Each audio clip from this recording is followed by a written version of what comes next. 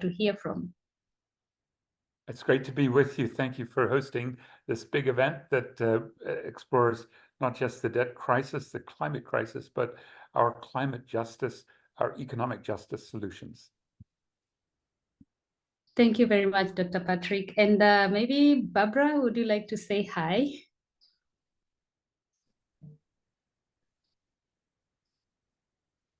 Good day, everyone. My name is Barbra Mafusire, and thank you for this opportunity. I hope I'll learn more. Thank you, Barbra. Mulama? Hi, everyone. Thank you very much for having me. My name is Mwila, and I'm happy to be here to discuss the issue of debt from a country that is on the front lines of the debt crisis, and that is Zambia in Lusaka. Thank you very much. Thank you very much, Mulama. It reminds me of the default of Zambia. Anyway, Irene? So great to be here. Hi, everyone. My name is Irene Oluwashina. I'm based out of Nigeria, and I'm so excited about this conversation. I'm looking forward to having great outcomes at the end of the day. Thank you. Thank you very much, everyone. So guys, those are our distinguished speakers, and of course, I'm gonna just jump directly so that we finish on time. And Patrick is a distinguished professor of sociology and is a political economist, political ecologist, and scholar of social mobilization. I didn't know we have a political ecologist. I've learned that today.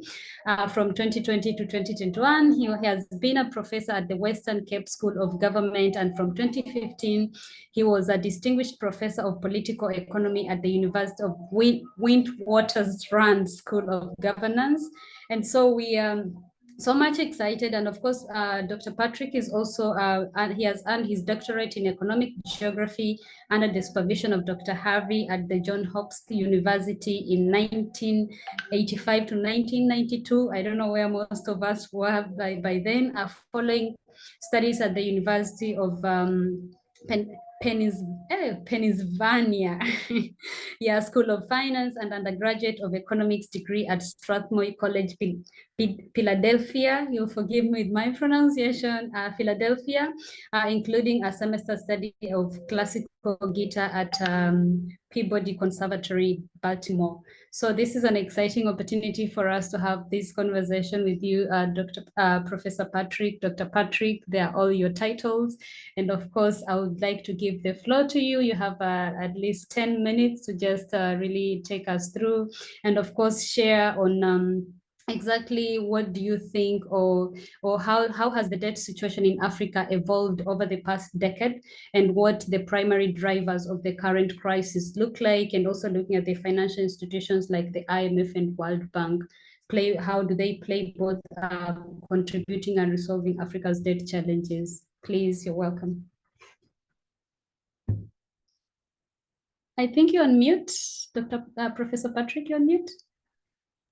Well, you know, academics, they were very absent-minded people. Apologies.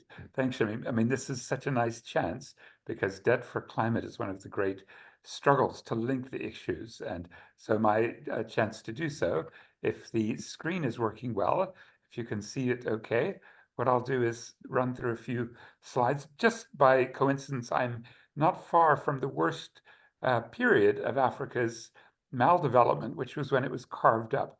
The scramble for Africa. I happen to be in Berlin. And the major problem of that scramble is it keeps happening again. So we should look at the durable problems behind the debt catastrophe. And the climate catastrophe, others will have more to say about. I happen to be in Nairobi with the Pan-African Climate Justice Alliance.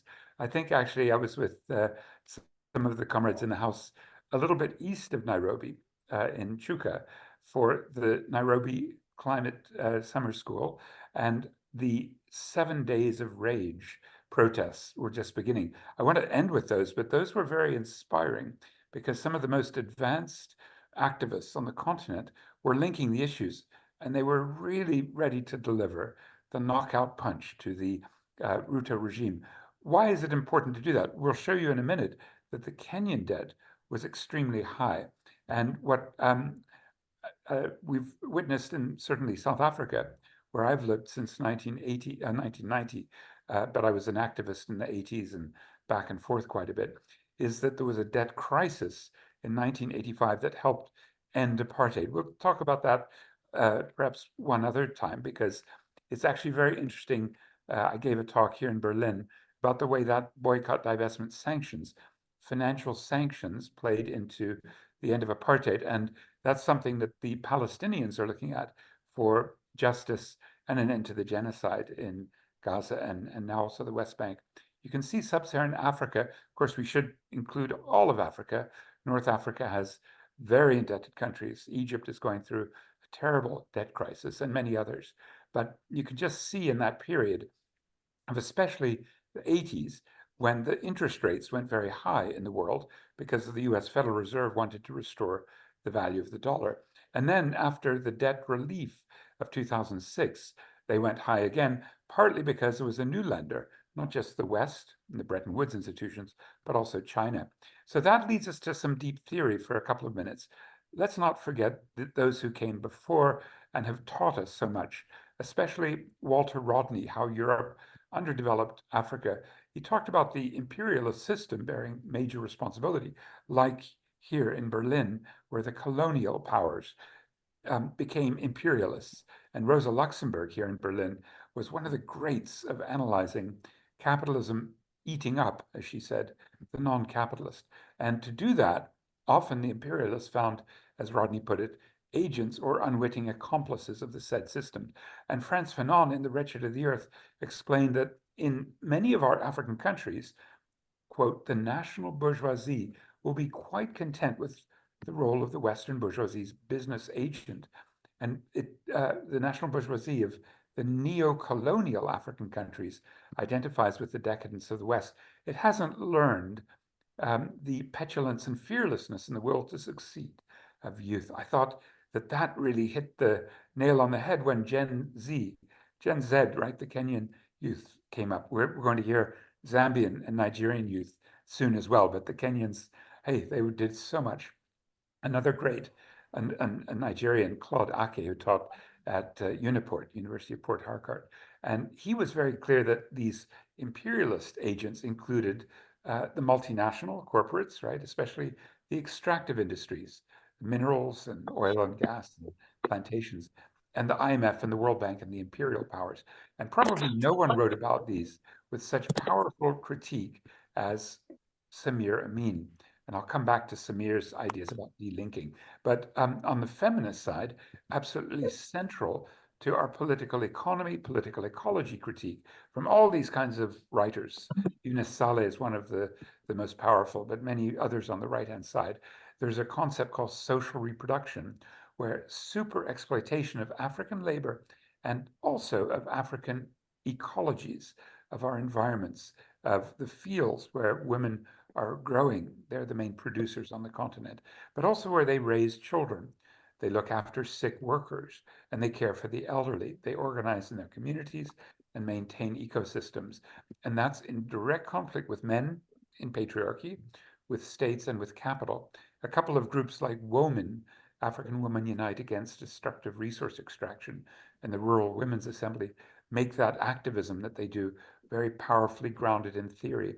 There have been attempts, since Nigerians are here in the House, you may remember Adebayo Adedeji, he tried with the Lagos Plan of Action, identifying that Africans were being manipulated by imperialism, especially resource extraction, with his Lagos Plan of Action to work for the integration of the economies and self-sufficiency. That was a crucial argument, instead of just the export of basic raw materials. And unfortunately, this 1980s period, when the first debt crisis really emerged, reflected that he failed. And he failed because a man called Elliot Berg worked for the World Bank. And when the interest rates went way up, his role, Elliot Berg, and the Berg Report replaced Adebayo Adedeji. And as Charles Soludo, a Nigerian central bank official, at one point the governor said, late in 1981, the Berg Report appeared, and it was a bombshell. It was a year after the Lagos Plan of Action, and it was solidly rooted in hard neoliberalism. And that meant that the more the exports that Elliot Berg and the World Bank pushed, the prices began to fall, especially from the mid-1980s. You can see the terms of trade. And the collapse of our manufacturing then occurred because the World Bank was saying liberalize and let larger producers who can produce more inexpensively. In the 90s and 2000s, those were mostly from East Asia, especially ultimately from China. Well, Adedeji didn't give up. He tried with the African Alternative Framework. That was back in 1989. And he tried very much to address some of these deep-rooted problems. And they included the rising debt burden and the instability of exports. The IMF came back and argued, if you're condemning economic liberalization for the lost decades, the terrible decline in African economies in the 80s and 90s, you're forgetting that the failure of market reforms and the natural resource-based model, that is exporting raw materials, that's your fault because you didn't significantly implement the suggested market returns. You need to maintain a natural resource export space. So export your raw materials. So that's still a religion, a dogma, as anyone in the House who knows what an IMF plan is all about, export more and more and more. And in Zambia, which had to default, in Ghana, the most successful 2010s economy, defaulted. Ethiopia last December defaulted. Kenya just on the edge of default. South Africa should default because we're getting this terrible advice. And Joe Stiglitz, who was a chief economist at the World Bank, he came through in the late 90s to say this Washington consensus of liberalization, right, the neoliberal agenda, needs to be adjusted. We need a post-Washington consensus. So the main points he made, especially addressing the global financial crisis implications, we must break out of commodity dependence. Structural adjustment contributed to our deindustrialization, right? From about 17% of our GDP on the sub-Saharan side of Africa down to about 11%. South Africa, even worse, from 24 to 12. Zimbabwe probably fell the furthest, but Nigeria and all the others did too. And that deindustrialization that you see in this graph, in some cases, a crash from 35%. I think that was Zambia. And then that meant that there were a few countries that did grow, but most of them were coming out of awful periods of civil war. So there were wars in the 80s and the 90s, military coups. And when you could get out of those, you would have a rise in GDP. We don't have to go into all the details right now, but what John Weeks in his work shows, and I'll send you the links so you can delve into this at some point at your own convenience. The World Bank and the IMF say Africa did come out of this terrible period of the 80s and 90s, and the 2000s were very prosperous. And one of the arguments is that South Africa led this process with NEPAD, the New Partnership for Africa's Development, in alliance with Olusegun Obasanjo from Nigeria, Abdoulaye Wade from Senegal, Abdelaziz Bouteflika from Algeria. And certainly Bouteflika and Wade had to be tossed out, and so was Mbeki by his own people. And the problem was that this way of getting out of the debt crisis the first time was very much in conformity with neoliberalism. It was homegrown. The United States State Department imperialism said it's philosophically spot on. The IMF said it's visionary. But according to NEPAD, the main problem with Africa was it was excluded from the globalizing world. And so the solutions in the 2000s were to become more market-driven. Now that seemed to work for a little while in the period 2002 to 15 because of the commodity supercycle. That is, the prices of our, especially minerals, but to some extent other raw materials, did come up. But they never got through Samir Amin and the Codesria critique, Codesria Council for the Development of Social Science Research in Africa, and they put a very tough critique together against NEPAD and neoliberalism. African people have not played any part in the conception of design, and these are the social and economic measures that contribute to the marginalization of women. The main targets are foreign donors. Democracy is defined in terms of a functional market. In other words, by following the World Bank, IMF, WTO, US Africa Growth and Opportunity Act, Cotonou Agreement, that will further lock Africa's economies disadvantageously into this global environment. I think that was absolutely correct. And we could go through and look at the ways in which African economists like Adedeji put up a Lagos plan, an AFSAP, that's the African Alternative Framework I mentioned. But each time, as Codesria and Third World Network Africa put it, these initiatives were counteracted and undermined by policy frameworks developed from outside. Now, for some, like Thabo Mbeki's ally, Beki Khumalo, ideology and slogans don't feed people. That's how he reacted to what I've just shown you. But if you go back to Cabral, one of our greats, the ideological deficiency within the national liberation movements, not to say the total lack of ideology, makes for one of the greatest weaknesses in our struggle against imperialism. And Fanon said, for my part, the deeper I enter into the cultures and political circles, the great danger that threatens Africa is the absence of ideology. And I'll just conclude now with a couple of slides about Kenya, but I do want us to keep that in mind as we link debt and climate. As we think about the deeper problems of which debt is a symptom, ideology is terribly important. Well, the ideology of William Ruto, just to wrap up with the one case that I found most inspiring for that week I was there, was the debt audit demand from the Gen Z protesters. It was an exceptional moment because William Ruto has been trying for quite some time, even still today, to put on terribly high taxes to pay the debt. And what the activists did was to demand a debt audit. And they actually won that demand in principle, but of course, Ruto will choose the people doing the audit. Now, the point is that a lot of the debt that comes from this structural injustice is illegitimate debt. A lot of it is corrupt, and that includes the single gauge railway, the big source of about $3.7 billion in borrowing. So I thought it was quite revealing that the manager of Kenya's debt, the IMF, was one of the targets of the protesters. And so I think for all of us, it's good for us to look into imperialism using the IMF. On June 24, the day before the big mass protests where Ruto's police killed 40 of our comrades, the United States government said, Kenya, you're a major non-NATO ally. Hey, the timing was stupid. Hey, that was bad. That showed Ruto was really looking westward to Washington. And so the problem with the US is that they usually take their vassals, their servants, like William Ruto, too far. So they don't, basically have plausible deniability. And so Ruto then turned his troops. And the reason was he still had to pay the IMF. And that was very clear because of this huge rise in debt, largely due to some of this infrastructure, but just the general ascent of a corrupt elite in Kenya in that period. So you can see it going from about $7 billion in 2012 up to $35 billion. And I thought Obama, the sister of Barack Obama, put it very well, because she asked about this IMF pressuring the Kenyan government to enact fiscal reforms, putting all these taxes on. She says, why would you give somebody who has no way to pay you back a loan? None of us would do it if we're thinking sensibly. That's the question people who loan us money. That's the IMF, that's Western banks and international financial institutions, but it's also the Chinese. Why do we have such a high debt? We don't even have good healthcare. We don't have quality education. We don't have roofs over our head. And if you go to the IMF website, you can find what they're doing to each of the African countries.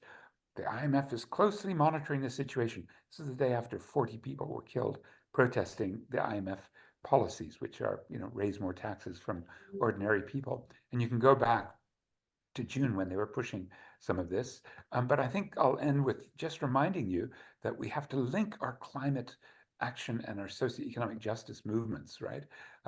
One reason is that the IMF itself understands, and they actually raise climate with your central bankers across Africa, but they do it in a very devious way. So we should get right into the devil in the details to understand why. There's a sort of understanding that climate finance may be the next round of oppressive financing. And in the 2023-24 national budget, just after massive rainfall hit in Kenya, where hundreds died in floods, but also in 2020 and 21-22, there were terrible droughts, 21-22, that cut the revenues for the government, but also increased the expenditures because there was much more of a need to rebuild this infrastructure that had basically been destroyed, the roads, the bridges, and especially stormwater drainage. And if you're in a drought situation, the infrastructure needed would be irrigation and different cropping patterns, right?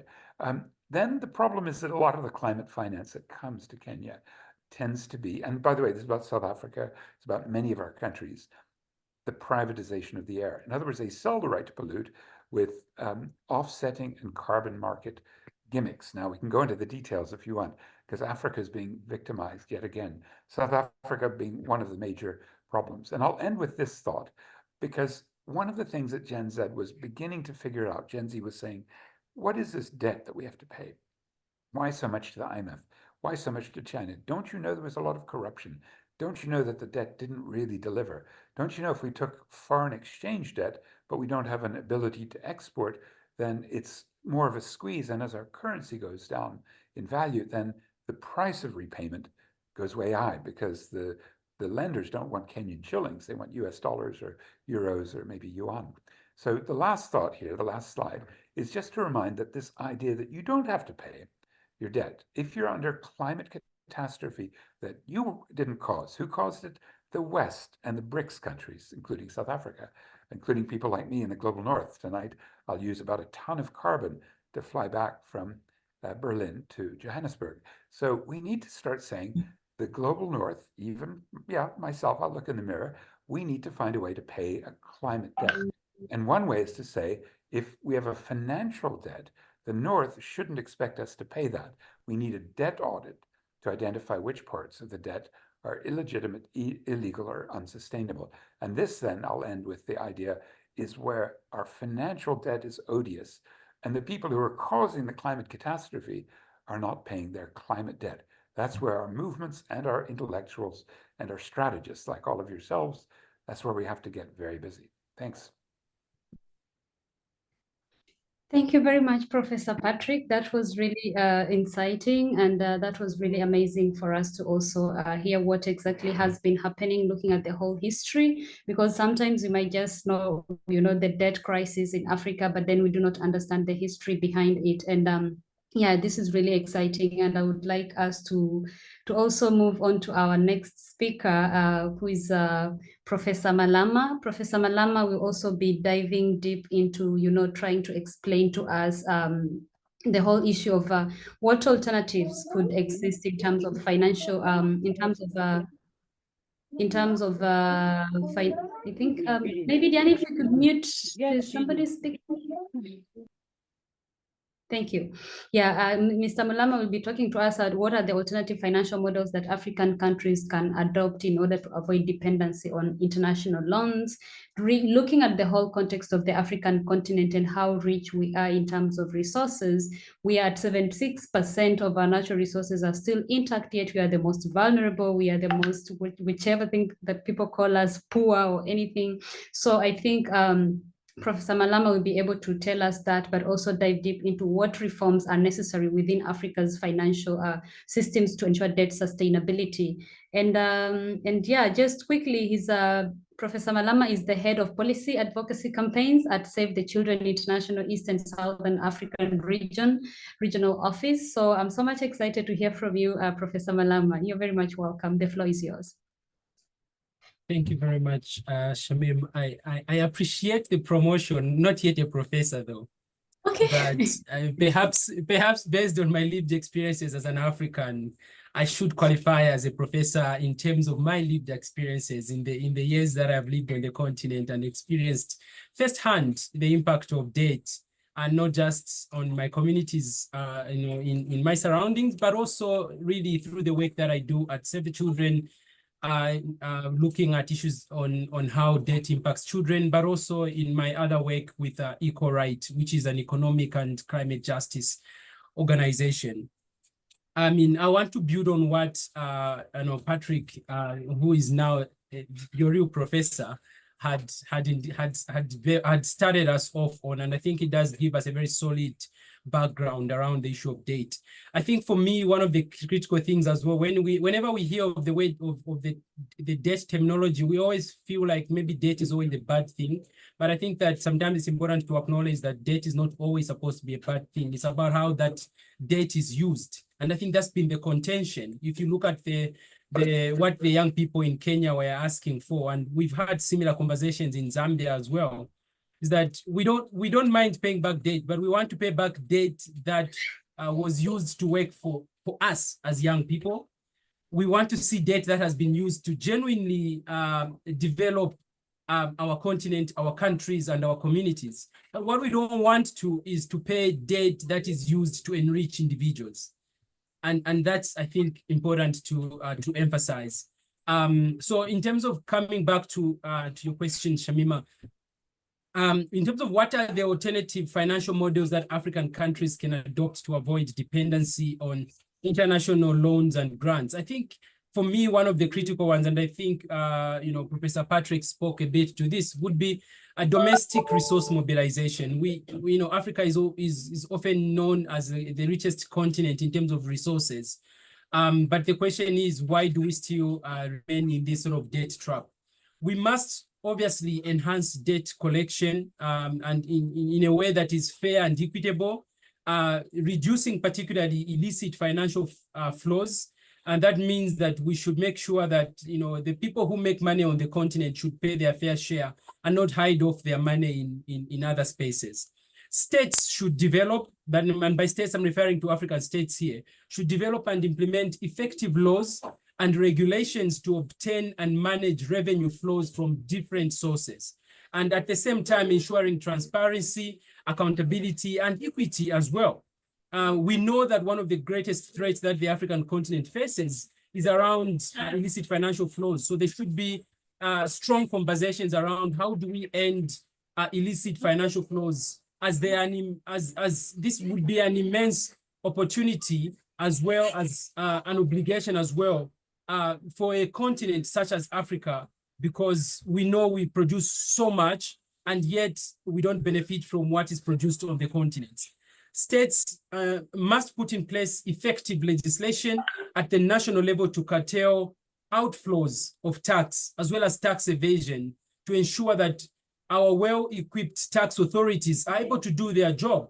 And meantime, we must also acknowledge that the whole international community has an opportunity to forge international agreements that would support national tax collection efforts to ensure that countries know who is evading taxes and where their profits are being kept. Finding inclusive and sustainable solutions to fix the broken international financial system. I'm saying here basically that the international financial architecture or system is broken and it must be fixed. It might not be fixed by Africa alone, but I must acknowledge the efforts recently by African governments, especially the role that they have played in terms of advocating for the United Nations Framework Convention on International Tax Cooperation that is currently being discussed, and it has reached advanced levels. This marks a historic opportunity to fight tax abuse by multinational companies and wealthy individuals and make the international tax system work for the people and the planet, instead of enabling the rich and both and dodge taxes. So that's number one around domestic resource mobilization. Another alternative, or not really alternative, but another pathway, because these have to be seen as complementary solutions, would be creation of sovereign wealth funds using our resources on the continent, whether it's oil from Nigeria, or whether it's diamonds from Botswana, whether it's the copper or the green what you're referring to as the green minerals in Zambia, in the DRC, and especially now that there's a huge drive towards green minerals. We must invest in domestic assets and diversifying revenue streams, of course. And we've seen positive examples of sovereign wealth funds from especially countries in some countries in Europe, like Norway, even the Gulf states. Those are using these sovereign wealth funds using their resources. And I think there could be a similar pathway for Africa, but if we make sure that we utilize these resources. I mentioned that I do work with EcoRight, and one of the approaches that we are advocating for at EcoRight is the establishment of a global commons fund that will help African countries and other countries that are facing the debt crisis to access debt-free financing for their development financing needs. We propose a solution that lies in really a model that is built around a simple yet effective idea, and a model really looks at 4 key components: that we must limit how much fossil fuels we are extracting, because these fossil fuels are causing a huge damage on the planet. But as we limit that, those who are extracting fossil fuels, these multilateral and international oil extraction companies and even governments in some cases, should be charged for the work they are doing in the extractive industries. And this money that is going to be charged should be channeled into a global wealth fund to hold the proceeds, and money from those proceeds are going to be used as well to for example, deliver on things like the universal basic income, so that people on the African continent can have access to the money that they need to make financial decisions about their lives. By implementing such a model, we hope at Equal Right that we will address the climate financing gap and promote climate justice by using the model to create a global commons climate fund. Basically, we are saying polluters must pay. And when they pay, that money must be used to provide debt-free financing solutions to African countries, especially, and other countries in the global south that are experiencing this current debt crisis. This will also ultimately fund a global green transition and returning wealth to communities worldwide, and ensuring that climate mitigation and adaptation, as well as climate justice, proceed hand in hand. Other sort of examples I could go through in quickly would be, I think African governments should consider, opening up green bonds that specifically can support climate financing projects within the continent and within their countries. Crowdfunding as well at community level that will support community-driven projects. There should also be conversations around public-private partnerships, particularly public-private partnerships for infrastructure development, targeting local private sector companies within their own countries. And I think, lastly, I think there should be a conversation around global or South-to-South cooperation that will strengthen regional partnerships for knowledge sharing as well as financing.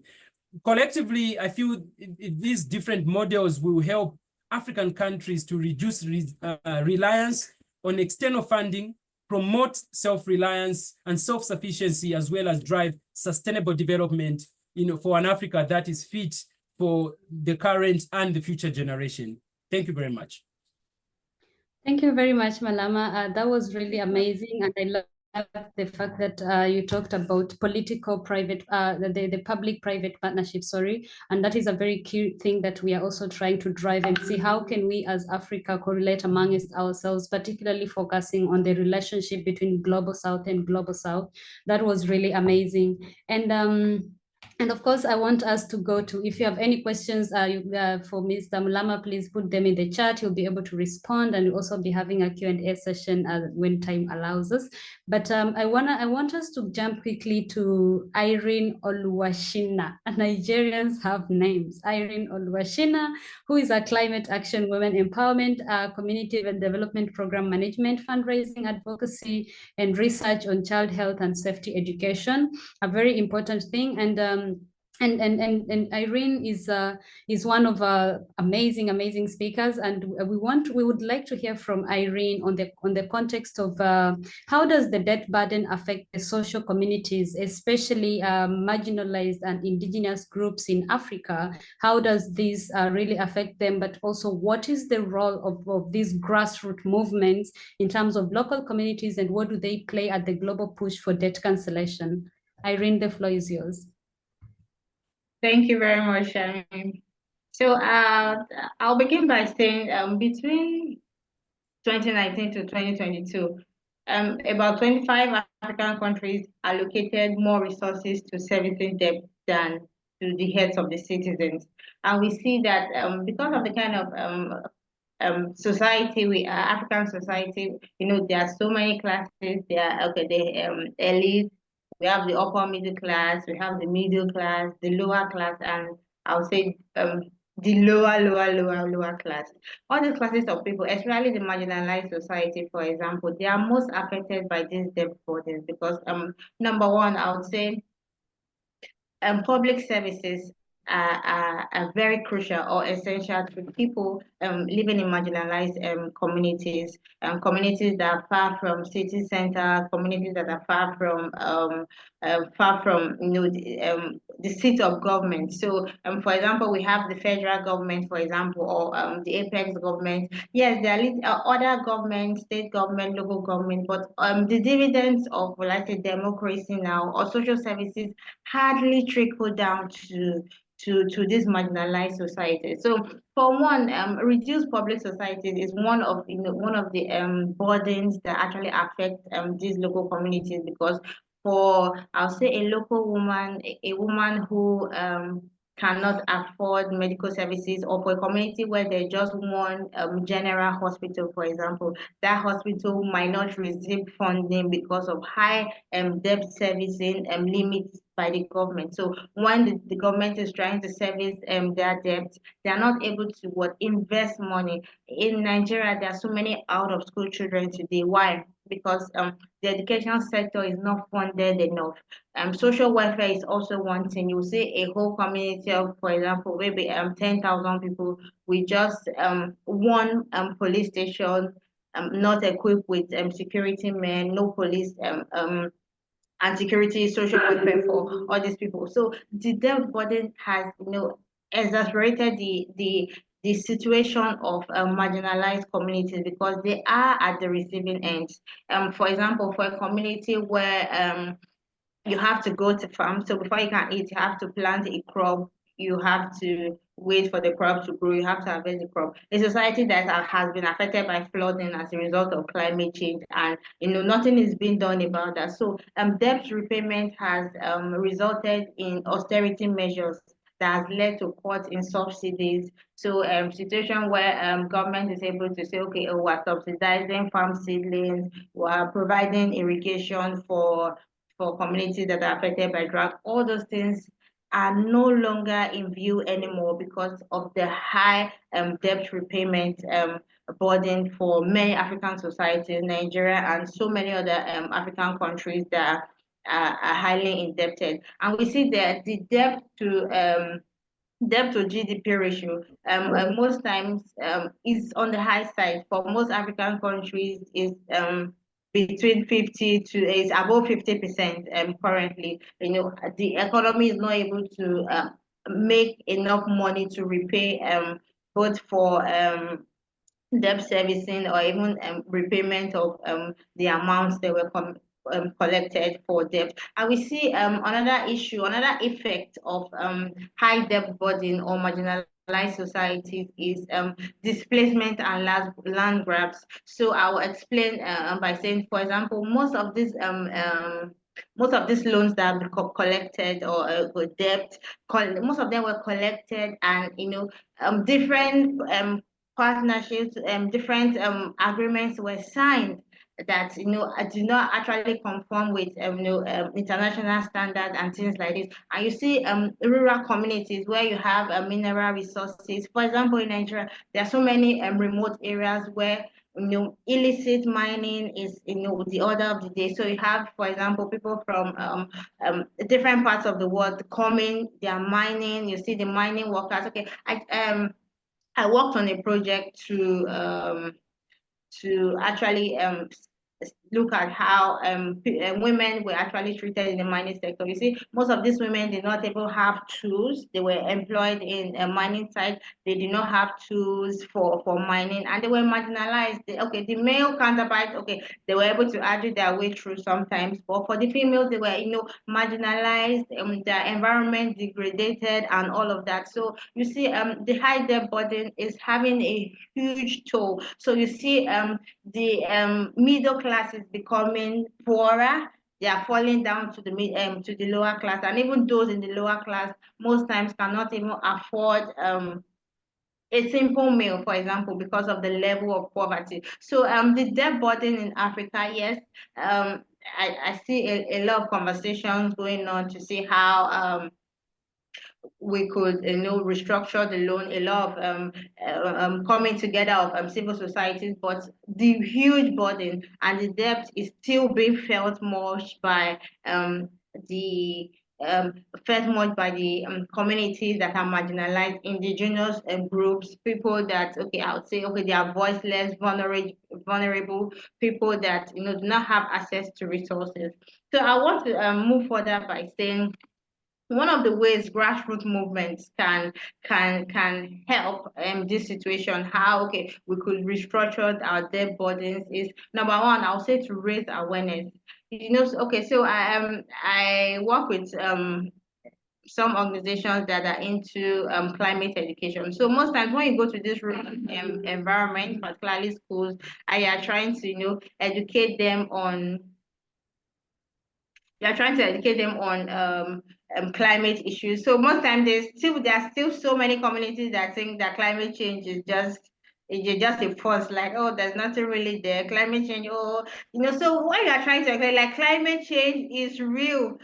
Look at your land, flooding wasn't this bad. Look at the weather, look at your crops, they are not even doing well. So you have to bring out those physical evidence. Okay, this was 10 years ago, this was not there. 10 years ago, we didn't have this much flooding. The climate, you could plant a crop and a dew would still wet the crops. But now, there's drought in different African societies. So I think awareness, I would say grassroots movement should do a lot of advocacy, raise awareness, and mobilize public opinion. You see, I was so drawn to this topic because many people do not know, the issue of debt is just seen as, oh, okay, that's for the federal government, that's for the national governments to bother about, but it's trickling down, especially to the underserved and the vulnerable societies. So grassroots movements should, do more by creating awareness of climate change, creating awareness about the debt burden, and create a sense of urgency. So especially when you are out there doing climate education series and workshops, we try to create this emergency, like, okay, don't think, oh, climate change is environmental degradation is something in the near future, or it's not here now, we could enjoy ourselves, do what we do, continue with our old practices. No, it's something that is affecting every one of us every single day. So raise a sense of urgency. While this advocacy efforts are going on, we have to raise a sense of urgency around this and see how grassroots movements come together. And I'll say most importantly, especially in Africa, there are so many civil society organizations. But one thing we notice is that everyone is working in silos.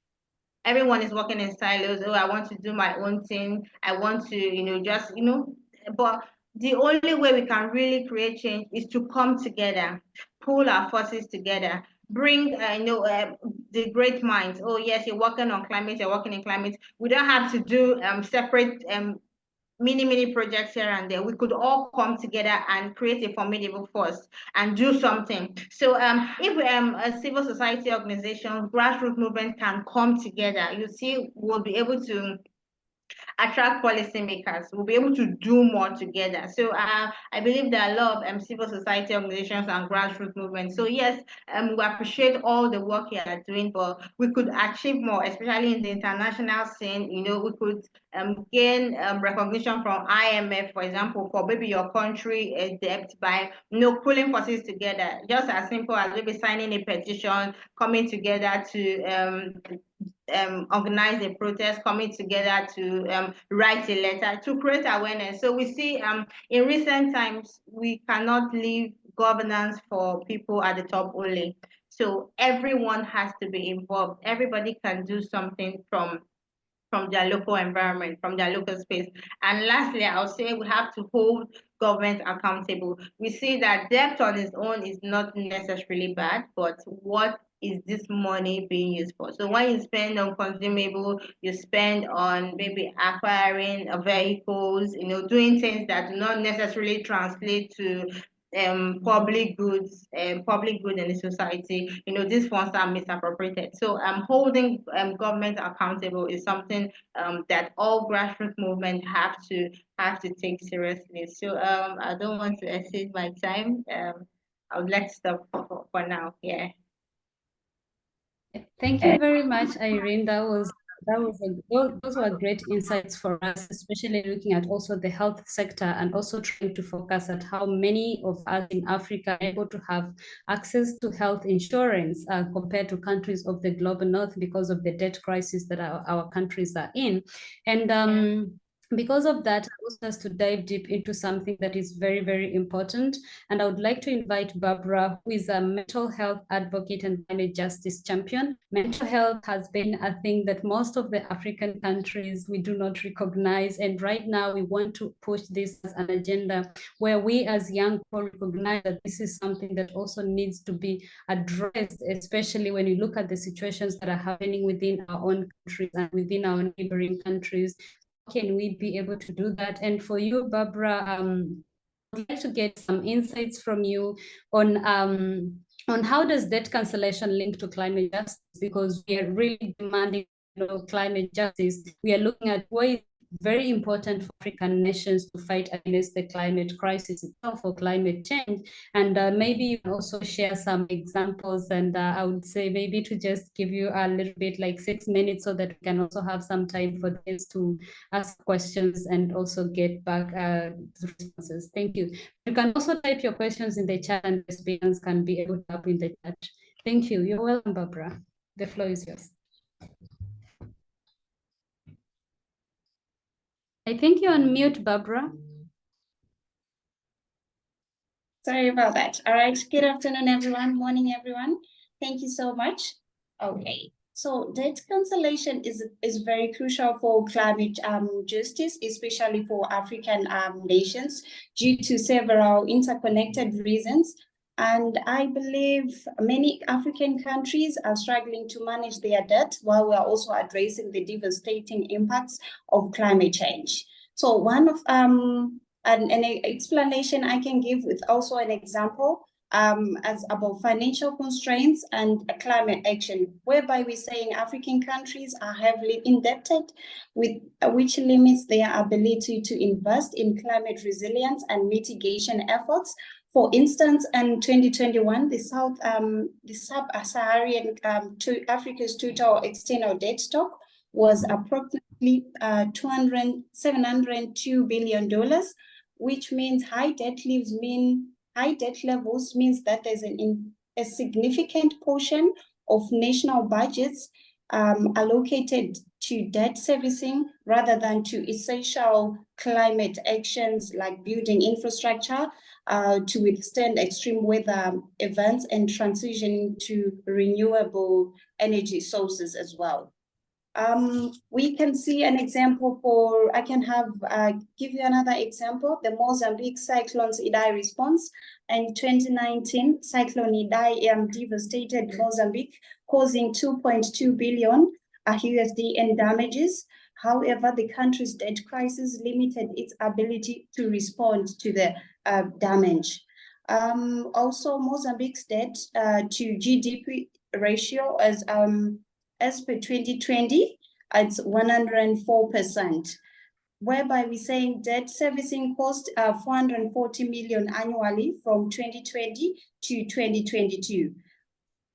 Another one I can give you as well, it's climate debt trap, where we're saying climate debt trap, it describes a vicious cycle where countries facing climate impacts incur more debt to financial recovery and adaptations efforts. This cycle exacerbates their financial instability, making it harder to invest in long-term climate solutions.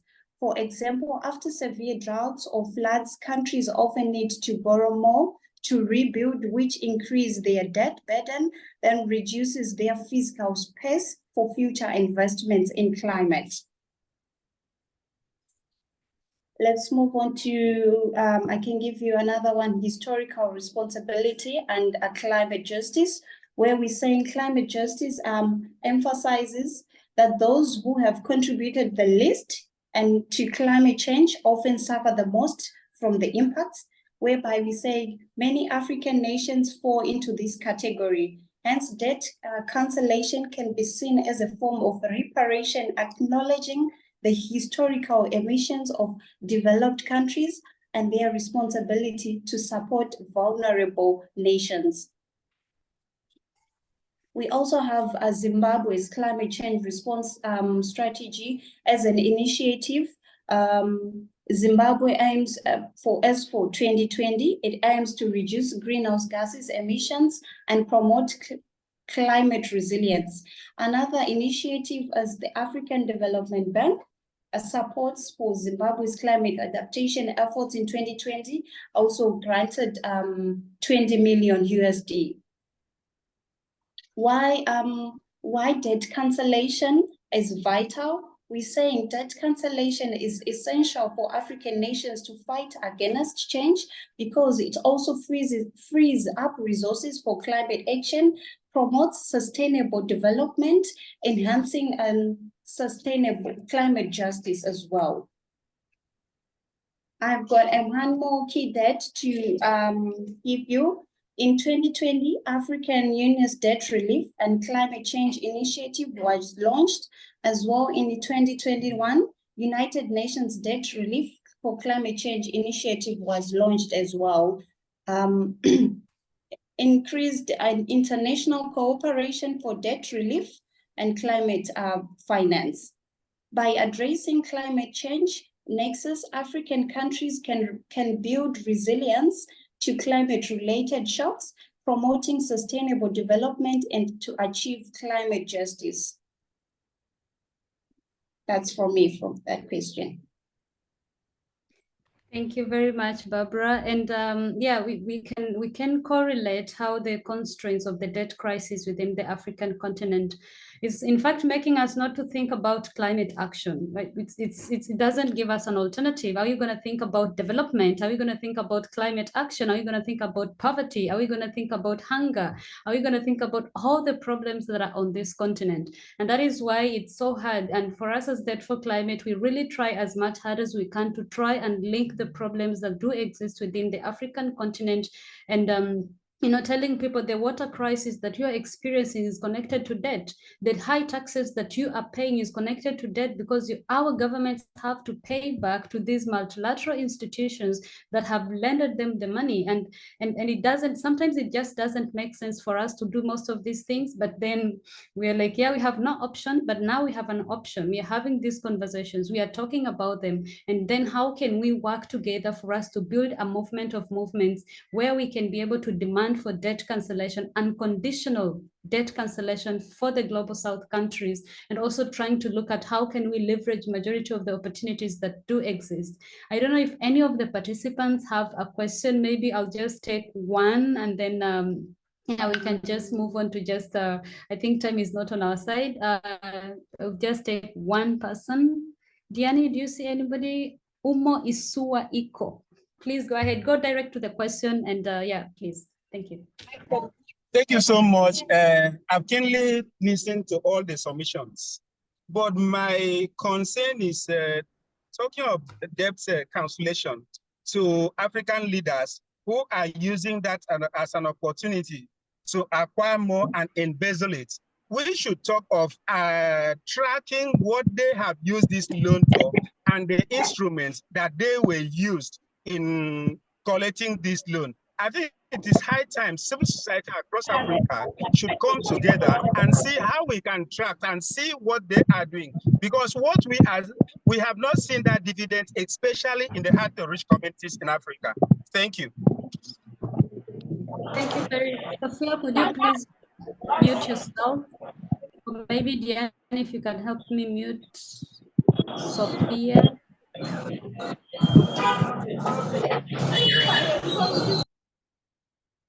Thank you. Yeah. So I think what Umo kind of asked a question and then responded at the same time. I asked a question and responded. Isa, could you please mute yourself kindly? If you join the webinar, please make sure that you're on mute so that we do not disrupt the others that have been, here all the way from the beginning and listening and following the conversation. Thank you. Yeah. So Umo, I don't know if there is any of the speakers that wants to take on this question, just maybe 30 seconds, respond to the question.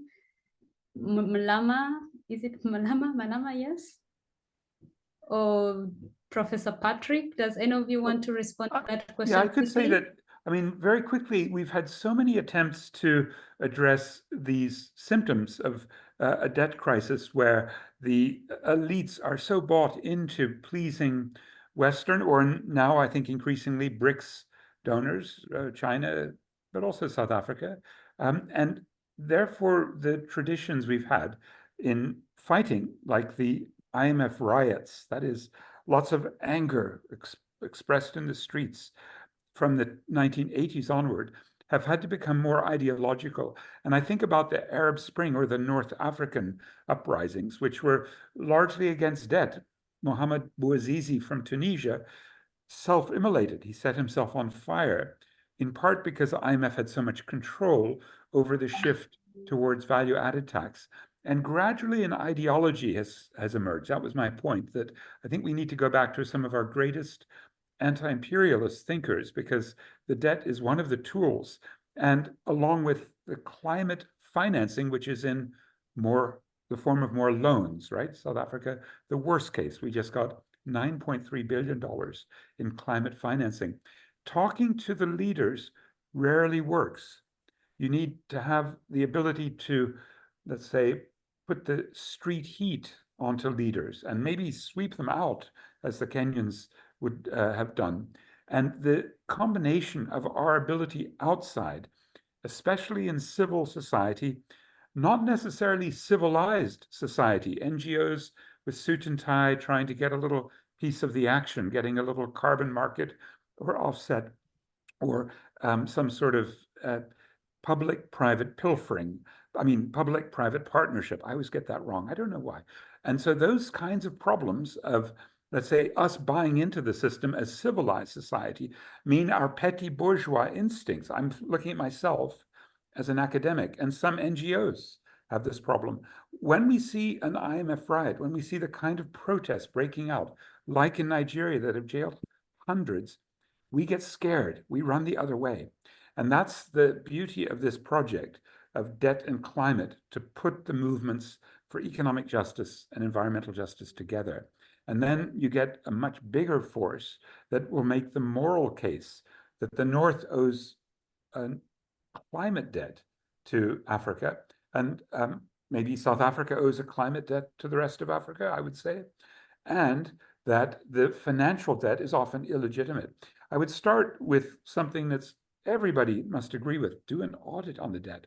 Ask whether it was necessary to borrow in foreign currency, right? Especially for climate financing.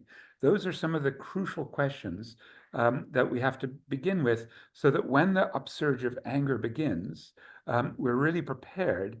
We're not, as the Kenyans are doing, trying to figure out is the debt audit a trick of Ruto, as we were discussing in the comments, or is it something we can really use to declare odious debt? We're not going to pay.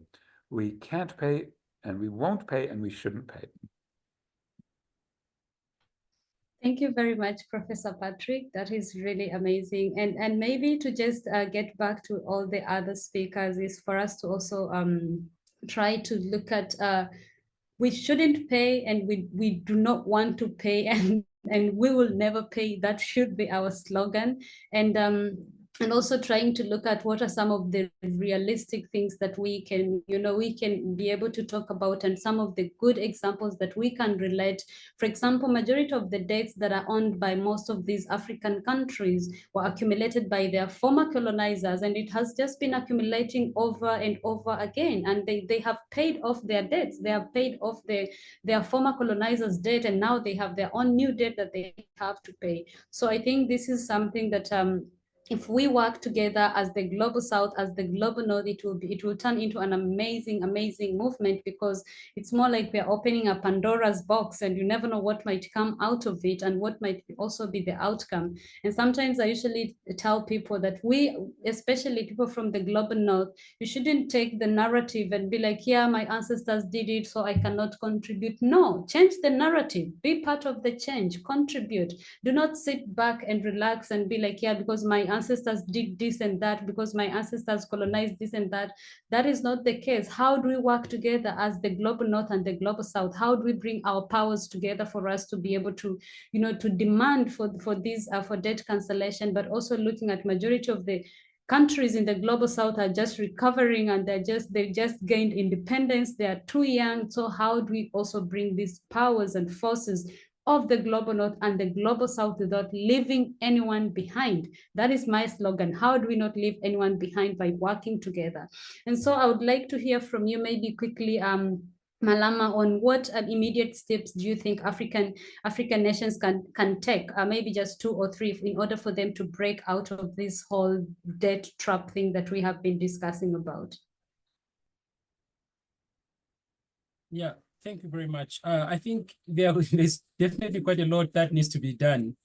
But from what we have seen, at least in the Zambian experience recently, over the past, let me say, 10 years, in terms of how we contracted debt and becoming also the first country to default in terms of paying back. And now we've had to restructure our debt. We've restructured, the debt is still there. Just apparently now much better than the way it was before, but the debt is still essentially creating the same burden. We are still spending a lot of money on debt payment compared to social spending such as education, health, and social protection, for example.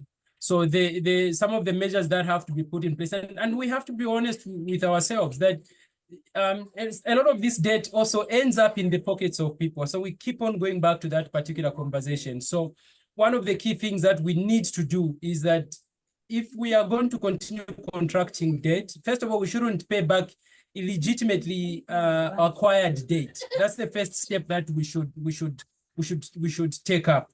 But we should also have in place mechanisms that allow us to have a bit of oversight on how the debt is actually contracted. So there should be strengthening of, for example, parliamentary oversight on how debt is contracted, that it shouldn't just be the Minister of Finance and the President waking up one morning, having a side hustle, a side conversation, and agreeing that we are going to borrow this money from China or from the US or from the IMF, but there should be more people being involved. Young people particularly should have a conversation, should have a say, that we know that when we are borrowing this money is going to be used to invest in our education. We are the ones who will be paying back in the next 10 years, in the next 5 years. The people borrowing will not be around. And that's been the lesson, I think, that has been learned from Kenya, and there should be a continuation in terms of learning from that. Other practical things that we should do should be around, I think, setting up things like debt management offices that will be independent debt management offices to oversee borrowing and debt management. And there should be oversight from whatever, depending on how far the governance structures are in a country. And I know Africa is at different levels, but there are countries that we have strong enough governance systems that we should be able to have systems in place that allow for that oversight. That means strengthening financial institutions, enhancing regulatory frameworks and supervision to prevent financial sector instability. We should have fiscal discipline. When we borrow money for something, we should use it for that same thing.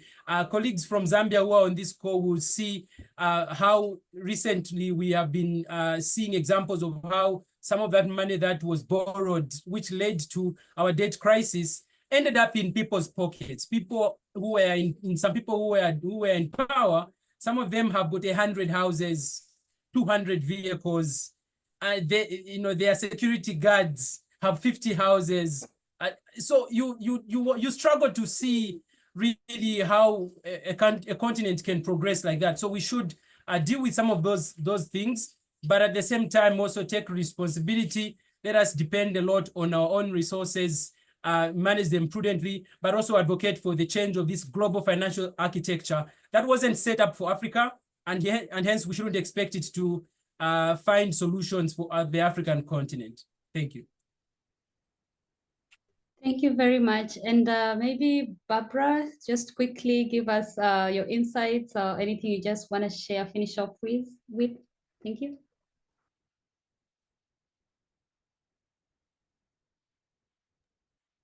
Right. Thank you. All right, so I just have one contribution saying African countries, including Zimbabwe, we can adapt to several sustainable economic strategies to prevent us falling into further debt traps. For example, diversification of economy. For example, Zimbabwe has been working on diversifying its economy beyond agriculture and mining. For instance, the Zimbabwe Tourism Authority reported about 6% increase in tourism arrivals in 2019, contributing significantly to foreign exchange earnings. So yeah, we can also have strategies that we can adapt to as African nations to prevent us in falling into further debt traps as well. Thank you. Thank you very much. Thank you very much, Barbra. And maybe Irene, you want to close us off quickly? Thank you. So I want to say for everyone here listening, and I'll listen later on to the video recording, we actors in the civil society space should work together.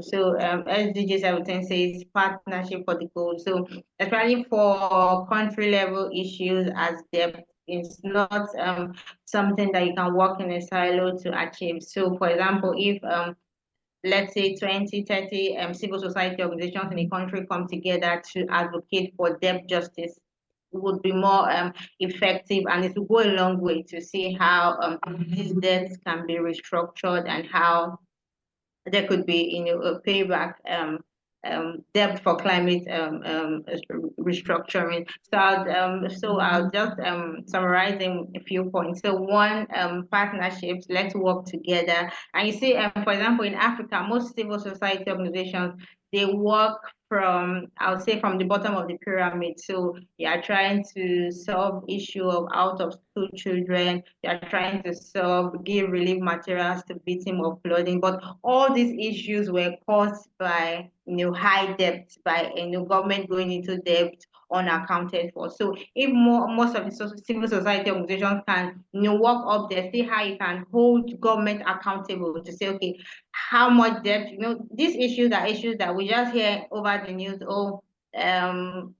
Government collected XYZ amount from Paris Club, from IMF, we just hear this too. So putting government accountable. So before this, debts are, finalized, these monies are collected, civil society organizations should be out there holding them accountable. Where is this money going to? What project is it going to be deployed to? So if we are holding them accountable, there are so many civil organizations that are holding government accountable before these debts are actually debt contracts are actually finalized. It will go a long way to, putting these government officials to book and see how debts can be used for actual good and not embezzled. Thank you. Thank you very much, Irene. And maybe Professor Patrick, I just maybe gonna give you 30 seconds to just maybe say 1 or 2 words as you conclude. Thank you. 2 words are all I need. In South Africa, we're always ending our meetings with the 2 words that mean in English, power to the people. And in lots of our languages, amandla, away to. If I ask you amandla, you'll tell us away to. Amandla, Away to. My 2 words.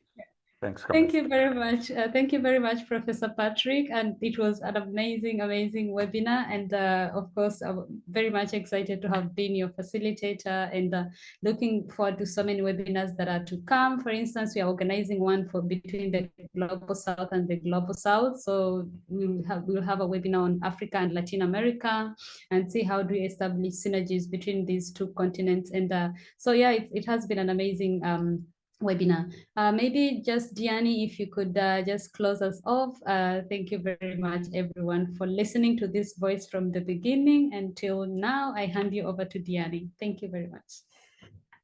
Yeah, thank you so much, Shamim, for doing the great work of facilitating.